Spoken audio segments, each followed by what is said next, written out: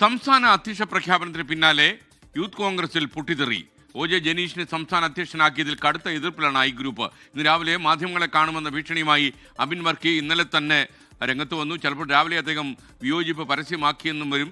കോൺഗ്രസ് ക്യാപ്പുകളിൽ ചെറിയൊരു അങ്കലാപ്പുണ്ട് താനും.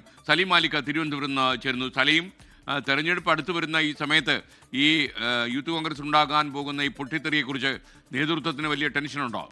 Good morning.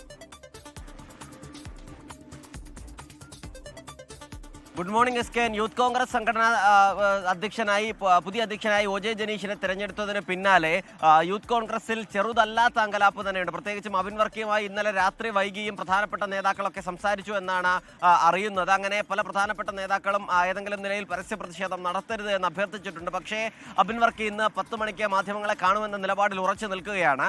Abin Varkey എന്ത് പറയും എന്നതിനനുസരിച്ച് തന്നെ ഇരിക്കും ഈ സംസ്ഥാന കമ്മിറ്റിയുടേതടക്കമുള്ള മുന്നോട്ട് പോക്ക്. കാരണം രാഹുൽ മാങ്കൂട്ടത്തിൽ ഇല്ലാത്ത സമയങ്ങളിൽ പാർട്ടിയുടെ ഒരു അധ്യക്ഷൻ എന്ന നിലയിൽ, ഒരു ആക്ടിംഗ് അധ്യക്ഷൻ എന്ന നിലയിൽ പ്രവർത്തിച്ചത് അബിൻ വർക്കി ആയിരുന്നു. അത്തരത്തിലൊരു ചുമതല നൽകിയിട്ടില്ലെങ്കിൽ പോലും അബിൻ വർക്കി ആയിരുന്നു അക്കാര്യങ്ങളൊക്കെ മുന്നോട്ട് കൊണ്ടുപോയത്. അതിന് പിന്നാലെ ഈ സംസ്ഥാന അധ്യക്ഷ പദം അബിൻ വർക്കിക്ക് തന്നെ ലഭിക്കുമെന്ന് ഐ ഗ്രൂപ്പ് ഉറച്ചു വിശ്വസിച്ചതാണ്.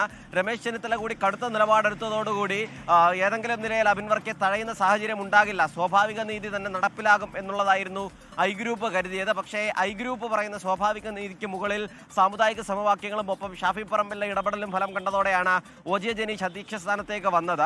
അത് മാത്രമല്ല, അബിൻ വർക്കിയുമായി ബന്ധപ്പെട്ടും ഐ ഗ്രൂപ്പുമായി ബന്ധപ്പെട്ടും ഉണ്ടാകുന്നത് ഈ OJ ജനീഷിനെ അധ്യക്ഷനാക്കിയതിനേക്കാൾ പ്രശ്നം 2 വർഷം മുമ്പ് അബിൻ വർക്കി ഏറ്റെടുക്കാൻ തയ്യാറല്ല എന്നറിയിച്ചൊരു സ്ഥാനം തലയിൽ കെട്ടിവെക്കുകയായിരുന്നു എന്നുള്ളതാണ്. കേരള രാഷ്ട്രീയത്തിൽ തന്നെ തുടരാമെന്നായിരുന്നു അന്ന് 2 വർഷം മുമ്പ് ദേശീയ സെക്രട്ടറിയായി അബിൻ വർക്കിയെ തെരഞ്ഞെടുക്കാനിരുന്നപ്പോൾ അബിൻ വർക്കി പറഞ്ഞത്. അതേ സ്ഥാനത്തേക്ക് 2 വർഷത്തിനിപ്പുറം തനിക്ക് ഇഷ്ടമുള്ള വൈസ് പ്രസിഡന്റ് സ്ഥാനം എടുത്തു മാറ്റിയതിനു ശേഷം ദേശീയ സെക്രട്ടറി ആക്കുന്നു എന്നുള്ളതാണ് അബിൻ വർക്കിയുടെ പരാതി. അത് തന്നെ അപമാനിക്കുന്നതിന് തുല്യമാണ്.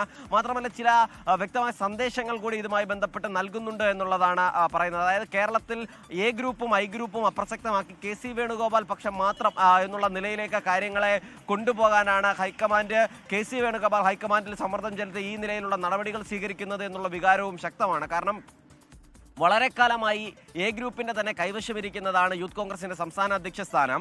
OJ ജനീഷ് പഴയ എ ഗ്രൂപ്പുകാരനാണെങ്കിലും ഇപ്പോൾ KC വേണുഗോപാലിനൊപ്പമാണ്.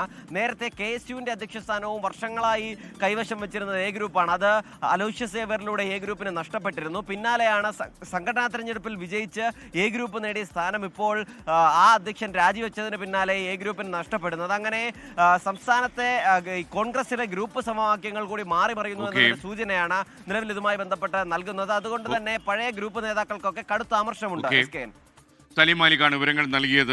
ലോകത്തെവിടെയായാലും ഏത് സമയത്തും 24 വാർത്തകളും ഓഗ്മെന്റഡ് റിയാലിറ്റി പാക്കേജുകളും എക്സ്പ്ലെയിനറുകളും വിശദമായി കാണാൻ ഞങ്ങളുടെ YouTube ചാനൽ നിങ്ങൾക്ക് സബ്സ്ക്രൈബ് ചെയ്യാം.